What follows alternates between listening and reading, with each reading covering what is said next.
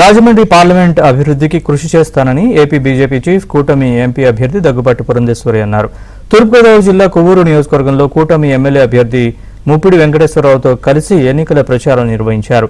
వాడవాడలా తిరుగుతూ కూటమి ప్రభుత్వం అధికారంలోకి వచ్చిన తర్వాత చేయబోయే అభివృద్ధిని ప్రజలకు వివరించారు. కేంద్రం నుంచి నిధులు తీసుకొచ్చి కొవ్వూరు నియోజకవర్గ సమస్యలను పరిష్కరించేందుకు కృషి చేస్తానని పురంధేశ్వరి హామీ ఇచ్చారు. మే 13న జరగబోయే ఎన్నికల్లో కూటమి అభ్యర్థులకు ఓట్లు వేసి భారీ మెజారిటీతో గెలిపించారని అభ్యర్థించారు.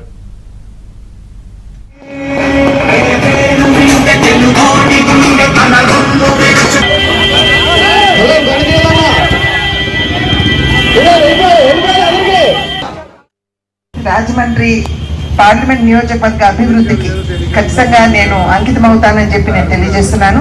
సోదరులు ముప్పిడి వెంకటేశ్వరరావు గారు కూడా వారు తెలుగుదేశం అభ్యర్థిగా శాసనసభకి వెళ్ళబోతున్నటువంటి సందర్భంలో మీ అందరి ఆశీర్వాదం ఉంటే ఖచ్చితంగా వారు వెళ్తారు.